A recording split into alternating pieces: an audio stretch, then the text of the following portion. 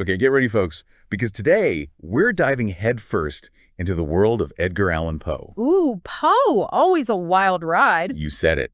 We're tackling his short story, William Wilson. Just finished a dramatic reading of it, and wow, the psychological suspense is insane. Poe was a master at crafting those deeply unsettling stories that just get under your skin, you know. Oh, yeah. He had this way of exploring like the darkest recesses of the human psyche, guilt, identity, that constant battle in our own minds. And William Wilson, I mean, that story is like the epitome of all of that. Right from the get-go, from those opening lines, you're just sucked into this vortex of dread. The narrator, who we later find out is, shocker, also named William Wilson, basically tells us, like, get ready, because I'm about to lay on you this life of, like, misery and crime, and it all started with this one thing. That's Poe in a nutshell, though, right? He wastes no time. He doesn't mess around with pleasantries. He just throws you right into the thick of it.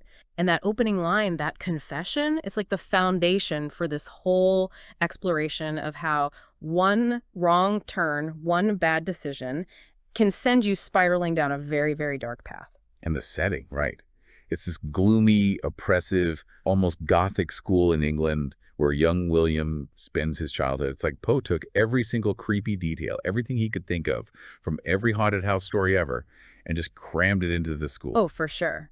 The school's not just a setting, though. It's practically a character itself. Poe uses such vivid imagery, right? You've got rambling corridors, shadowy trees, this constant sense of decay. It's almost like the school itself is mirroring the narrator's own mental state, which is, well, crumbling. You can practically hear those floorboards creaking under, like, the weight of all these secrets. And to make matters even creepier, this other William Wilson pops up. Same name, same birthday.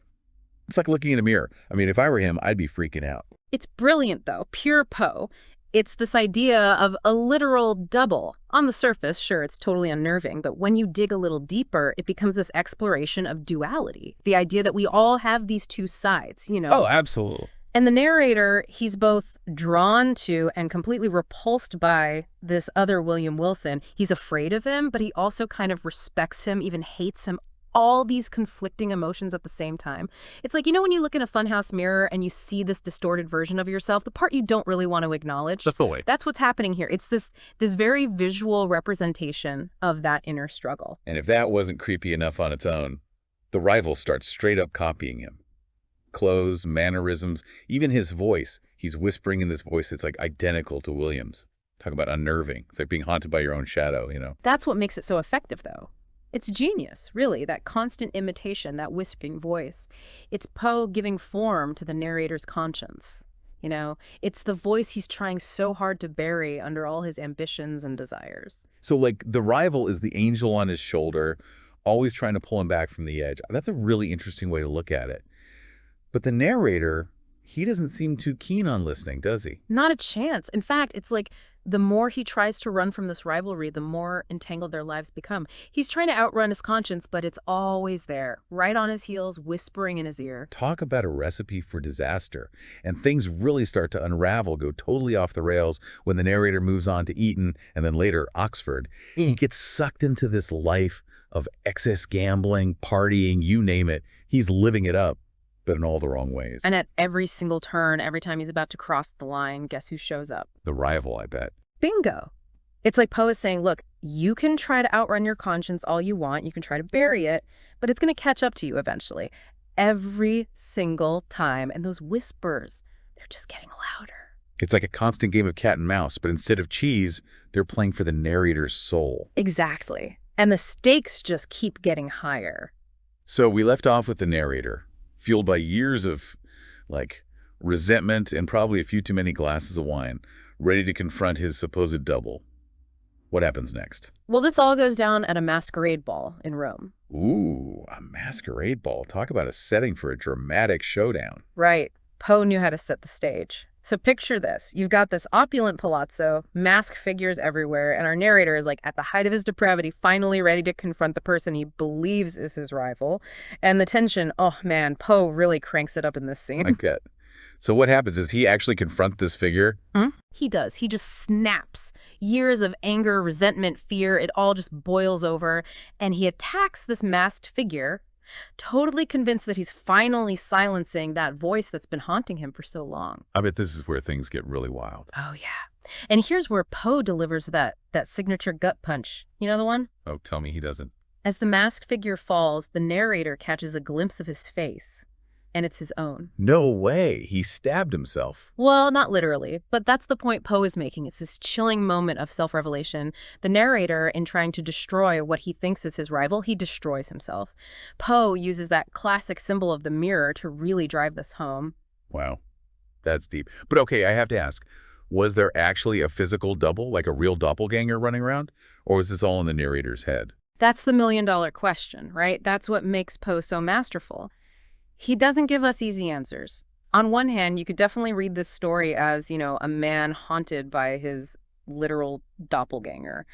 But the real meat, I think, is in that allegorical reading. The rival, he represents the narrator's better nature, that moral compass he keeps ignoring. So all that whispering, the uncanny resemblance, it's all symbolic of his inner struggle, like the voice of his conscience, the one he can't outrun. Exactly. Think about it. Every time the narrator is about to do something really bad, something that crosses a line, the rival appears, right? He's this physical manifestation of the guilt he should be feeling, almost like this last-ditch effort to steer him back from the edge. But he just keeps pushing it away, doesn't he? Like he's feeding the very thing he fears the most. Exactly. And that's the tragedy of William Wilson.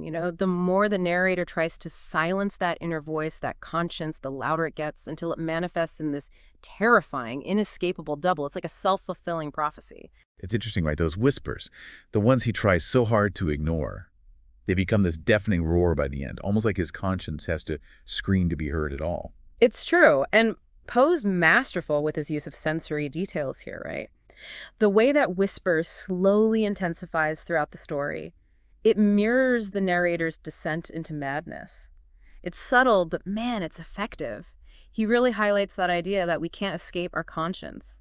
No matter how hard we try, it's always there. Yeah, that's kind of a bleak thought, but important too. Because we all have those internal struggles, that little voice telling us right from wrong. And sometimes we choose to ignore it.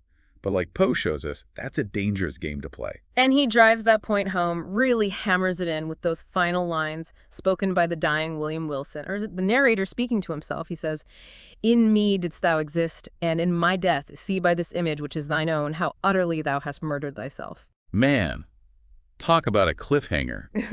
So we're left with this question. Did the narrator actually have a double? Or was this all just a manifestation of his own guilt, his own self-destruction? And that's the beauty of Poe. He leaves us with that ambiguity. He makes us think, keeps us guessing. It's not just a ghost story then, is it? It's a story about the ghosts we carry inside ourselves, our own personal demons. Precisely. And William Wilson, it's about confronting those shadows instead of trying to run from them. It's like he's saying we're our own worst enemies, Hmm. And in William Wilson, Poe takes that idea to a whole other level. A seriously creepy level. Totally. And it hits even harder when you remember that Poe himself struggled with a lot of, inner turmoil, addiction and stuff. And a lot of people believe he poured those personal experiences, those struggles, into his writing. He used fiction to explore that darker side of human nature, the part that most people try to hide.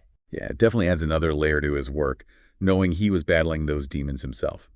So, as we wrap up our deep dive into William Wilson, what's the big takeaway here?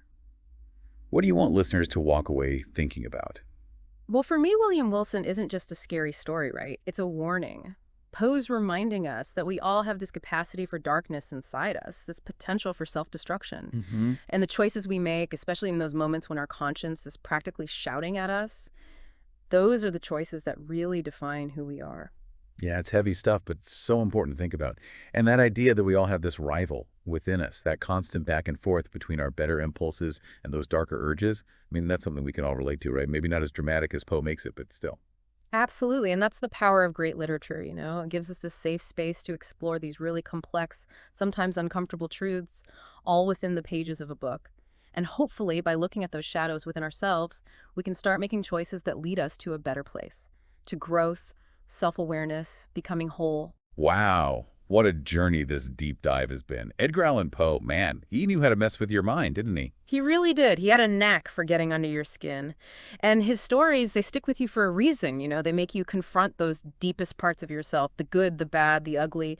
And isn't that what great art should do? Make you think, make you feel. 100%. Well, that does it for this deep dive into the dark and twisted world of William Wilson. If you haven't read it, I highly recommend checking it out.